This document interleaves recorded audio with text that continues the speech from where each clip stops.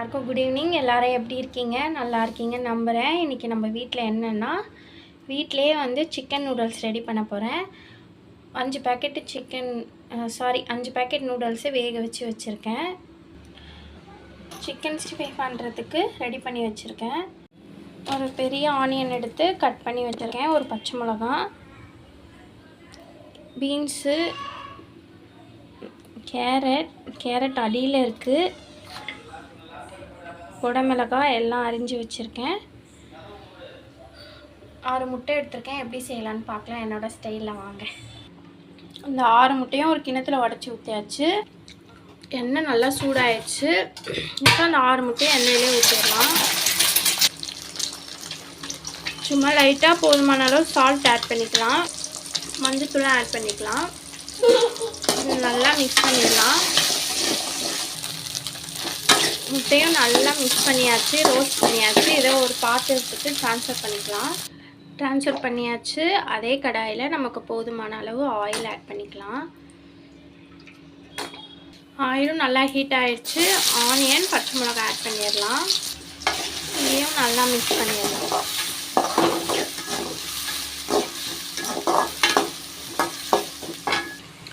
ரொம்ப வதக்க வேணாம், கண்ணாடி பதத்துக்கு வந்தாலே போதும். இப்போ நம்ம அரிஞ்சு வச்சுருக்க காய்கறிலாம் ஆட் பண்ணிடலாம். இந்த காயெல்லாம் நல்லா மிக்ஸ் பண்ணிடலாம். இதை நல்லா மிக்ஸ் பண்ணிவிட்டு 1 ஸ்பூன் அளவுக்கு இஞ்சி பூண்டு பேஸ்ட் ஆட் பண்ணிட்டேன். காயை நல்லா மிக்ஸ் பண்ணியாச்சு. 5 to 10 மினிட்ஸ் லோ ஃப்ளேம்லேயே இருக்கட்டும். இந்த பக்கம் நம்ம 65 பொரிச்சு எடுத்துடலாம். 65 இந்த பக்கம் ரெடி ஆகிட்டுருக்கு. இதை ஃபஸ்ட்டே நம்ம ரெடி பண்ணி வச்சுட்டு நூடுல்ஸ் செய்ய ரெடி பண்ணியிருக்கணும். நான் தான் 2 வேலையாக ஆக்கிட்டேன். இந்த மாதிரி வீட்டில் செஞ்சு சாப்பிட்டா ரொம்பவே டேஸ்ட்டாக பொறுமையாக நிதானமாக சாப்பிட்லாம். ஆனால் என்னென்னா கொஞ்சம் டைம் எடுக்கும், பொறுமை வேணும் நமக்கு. அதுதான். பொரிச்சு வச்சுருக்க சிக்கனையும் இதில் ஆட் பண்ணிடலாம். பேலன்ஸ் 65 பண்ணிவிட்டு லாஸ்ட்டாக கூட நம்ம சேர்த்துடலாம். மசாலாலாம் இதில் ஆட் பண்ணிவிட்டு 65 இதில் போட்டாச்சு. பாதி பேலன்ஸ் இருந்த சிக்கனையும் இதில் வறுக்க போட்டாச்சு. 65 இதில் போட்டாச்சு. முட்டையும் இதில் ஆட் பண்ணி பேலன்ஸ் 65 பொரிக்க ஆரம்பித்தாச்சு. இப்போ கொஞ்சம் முட்டையும் எடுத்து வச்சுருக்கோம். லாஸ்ட்டாக அந்த 65 முட்டையும் ஆட் பண்ணிடலாம். இதை நல்லா மிக்ஸ் பண்ணிவிட்டு இப்போ நம்ம மசாலாலாம் ஆட் பண்ணிடலாம். Garam masala 1 spoon, chilli powder 1/4 spoon, தனியா பவுடர் 1/4 ஸ்பூன். இதெல்லாம் நல்லா மிக்ஸ் பண்ணி விட்டுறலாம்.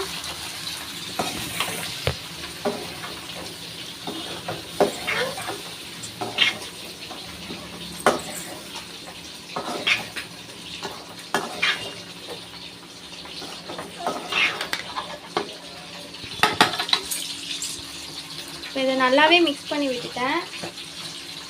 ஒரு 2 ஸ்பூன் டொமேட்டோ சாஸும் சில்லி கெச்சப்பும் ஆட் பண்ணியிருக்கேன். இப்போ இதையும் நல்லா மிக்ஸ் பண்ணிடலாம்.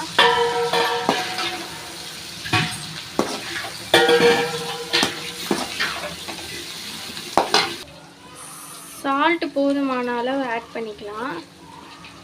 எல்லாத்தையும் நல்லா மிக்ஸ் பண்ணியாச்சு. இப்போ நம்ம நூடுல்ஸ் ஆட் பண்ணிடலாம்.